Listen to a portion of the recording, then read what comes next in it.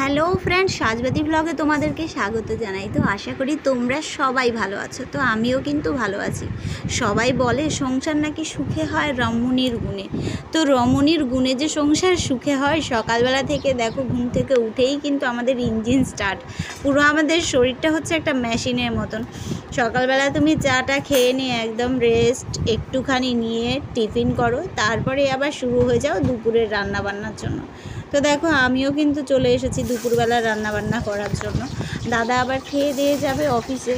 তো কোনো রকম সময় নষ্ট না করেই কিন্তু আমি চলে এসেছি রান্নাঘরে।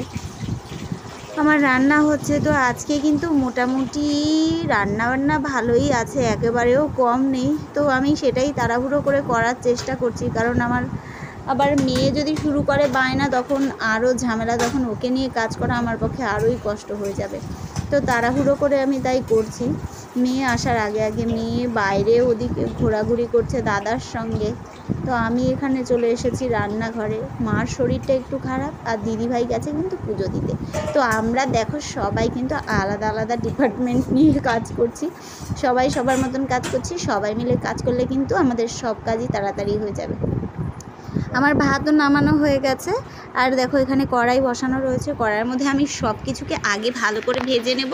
আজকে যা যা রান্না করব সব সবজিগুলোই কিন্তু আমি ভেজে নেব। তো আজকে কিন্তু রান্না হবে মাছের ঝাল, ডিমের ঝোল, ডাল আর একটু ভাজা। তো সব কিছুকে আমি আগে মাছ আলুগুলোকে আমি আগে ভালো করে ভেজে নিচ্ছি। দেখো, তো কড়াইয়ের মধ্যে আগে আমি সব কিছু ভেজে নিচ্ছি। এখন দিয়েছি আলু, তো আলুটা ভাজা হোক। চলো, রোজ দিন রান্নাবান্না করতে কেমন লাগে তোমাদের কি রোজ দিন ভাল লাগে বলো? আমাদের যদিও বা একদিন না খেলেও আমরা চলতে পারবো না। আর এদিকে দেখো আমি কিন্তু দিদিভাইকে সকালবেলা বলেছিলাম দিদিভাই একটু কুমড়ো নিও। আমি কিন্তু কুমড়ো ভাতে খুব ভালো খাই। তো আমি কুমড়ো ভাতে দিতে বলেছিলাম, তাই দিদিভাই কেটে দিয়েছিল। তো কুমড়োগুলোই বার করছি। দেখো, সেটাকে একটু মেখে রাখবো। এখনই মেখে রাখবো, কারণ পরে খাওয়ার সময় কিছুই মাখতে ভালো লাগে না, আর মনেও হয় না যে কিছু মেখে খাই। দেখো পেছনে আমার মেয়ে দাঁড়িয়ে রয়েছে, দেখেছো, জুতো হাতে।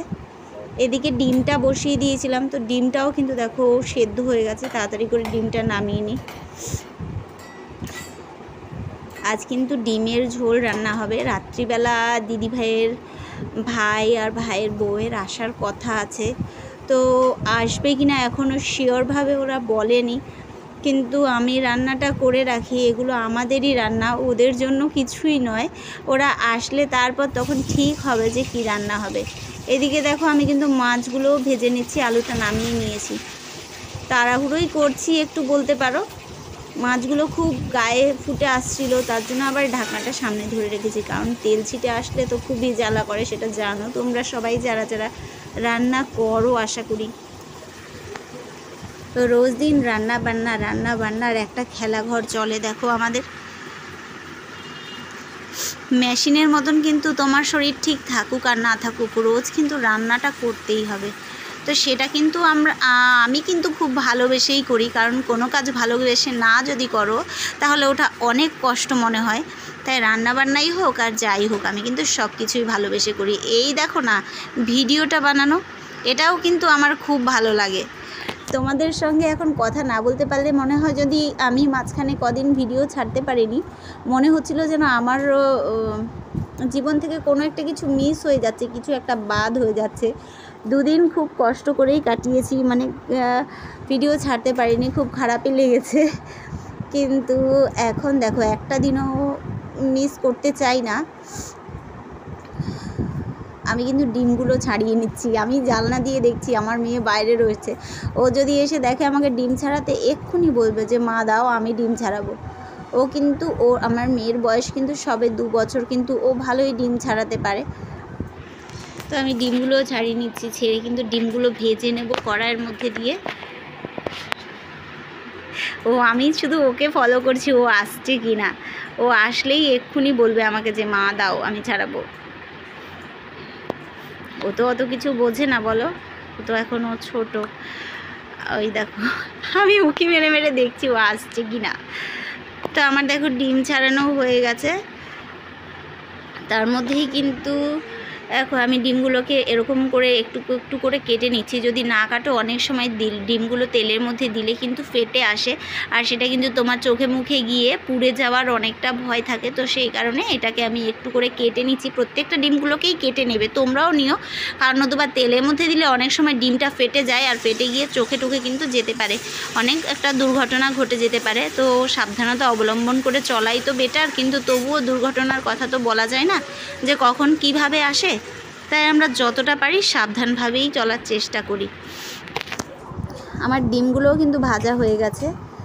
এবার আমার সব কিছু ভাজা মোটামুটি কমপ্লিট। আমি এবার রান্নাটা বসিয়ে দেবো।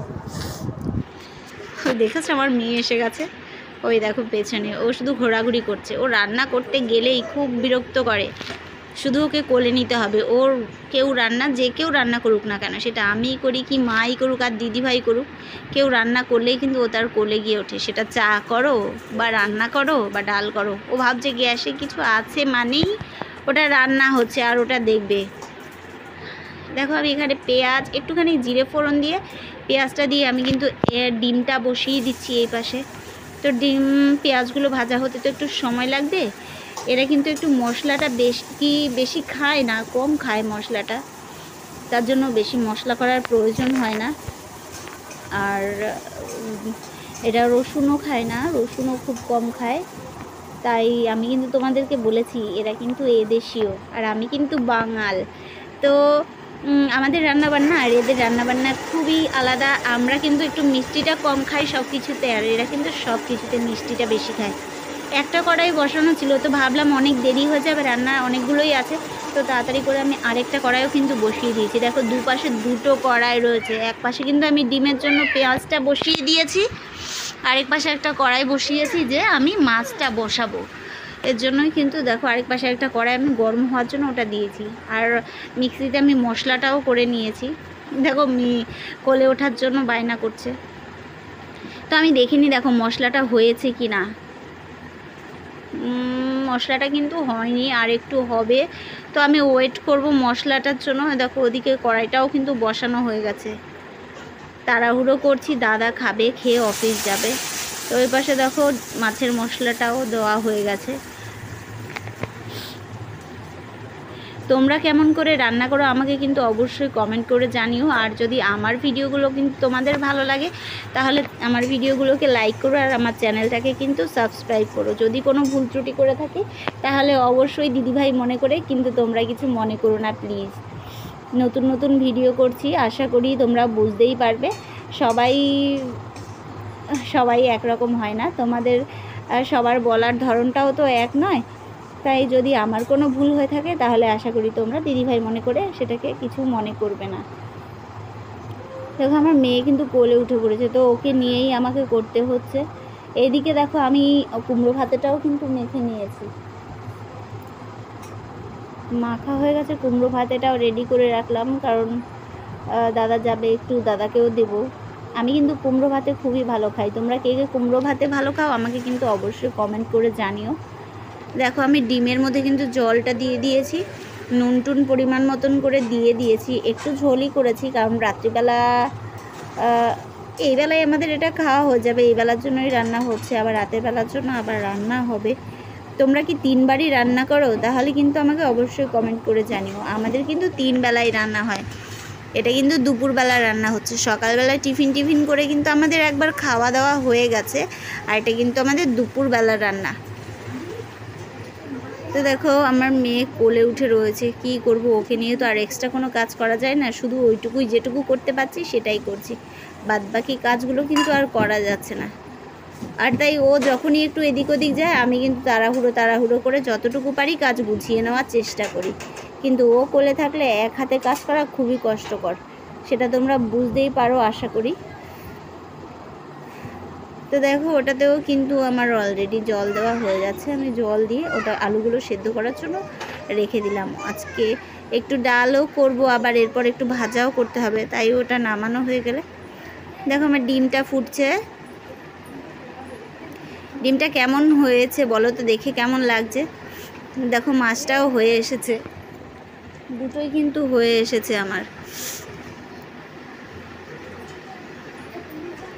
এখন কিন্তু দেখতে দেখতে বেলা অনেক হয়ে গেল, এখন কিন্তু বেলা বাজে প্রায় 1:45 মতো বেজে গেছে, কিন্তু আমার রান্না এখনও কমপ্লিট হয়নি। তাই আমিও আর একটু তাড়াহুড়ো করছি, যে তাড়াতাড়ি করার চেষ্টা করি, যে দাদা যাবে বলে। ডিমটা নামিয়ে নিয়েছি, এবার মাছটাও নামিয়ে নেব। নামিয়ে নিয়ে আমি ওইদিকে টেবিলটা গুছিয়ে নেব। রান্না শেষ হলেই তো হয় না বলো, তারপরে তো আরও অনেক কাজ থাকে। গ্যাস ট্যাসগুলো মোছার বাকি আছে, ঘরও ঝাড় দিতে হবে, সবই করতে হবে। কারণ রান্না বান্না করা মানেই শুধু কাজ শেষ নয়, তারপরেও গুছানোটাও একটা ব্যাপার আছে। কিন্তু সব কিছু পরিপাটি করে বলেই কিন্তু সবাই বলে যে সংসার সুখী হয় রমণীর গুণে। অ্যাকচুয়ালি বলো তো, আমাদের ছাড়া কি সংসারটা চলে? মেয়েদের ছাড়া সংসার চলে, অনেকেই করতে পারে, আবার অনেকেই পারে না। আমার লেট হচ্ছে বলে কিন্তু দেখো আমি 2টো কড়াই ধুয়ে নিয়ে আবার কিন্তু 2টো কড়াই বসিয়ে দিয়েছি, দুটোই কিন্তু আবার অন করে নিয়েছি। তোমরা কি সবাই এরকম 2টো করে তাড়াহুড়ো করে রান্না করো? যদি করো তাহলে আমাকে কিন্তু অবশ্যই কমেন্ট করে জানাবে। এই কথাটা কিন্তু আমাকে অবশ্যই তোমরা কমেন্ট করে জানাবে যে তোমরা 2টো কড়াইয়ের মধ্যে রান্না করো কি না। দেখো আমি আলু ভাজা বসিয়ে দিয়েছি। তোমরা কি আলু ভাজার মধ্যে হলুদ দাও? আমরা কিন্তু আলু ভাজাতে হলুদ দিই না। যদি তোমরা দাও তাহলে আমাকে অবশ্যই কমেন্ট করে জানিও। দেখো, আর যখন আলু ভাজবে আমি কিন্তু সাথে সাথে নুন দিই না, সাথে সাথে নুন দিলে আলুটা ভেঙে যায়। তো আমি আলুটা একটু হালকা ভাজা হয়ে গেলে তারপরে নুন দিই। তো ডালটাও ফোড়ন দেওয়া হয়ে গেছে, আমি আলু ভাজাটাও বসিয়ে দিয়েছি। আশা করি দাদার চান করে আস্তে আস্তে আমার রান্নাটাও কমপ্লিট হয়ে যাবে। তোমাদের সঙ্গে তো কথা বলছি আজকে অনেক দিনই হয়ে গেল। তো তোমাদের যদি ভালো লাগে আর তোমরা যদি এরকম তাড়াহুড়ো করে কাজ করতে পছন্দ করো, কে পছন্দ করো আমাকে কিন্তু অবশ্যই কমেন্ট করে জানিও। এদিকে দেখো আমার কিন্তু গ্যাসটাও মোছা কমপ্লিট হয়ে যাচ্ছে, মোটামুটি সব কাজই কমপ্লিট হয়ে গেছে।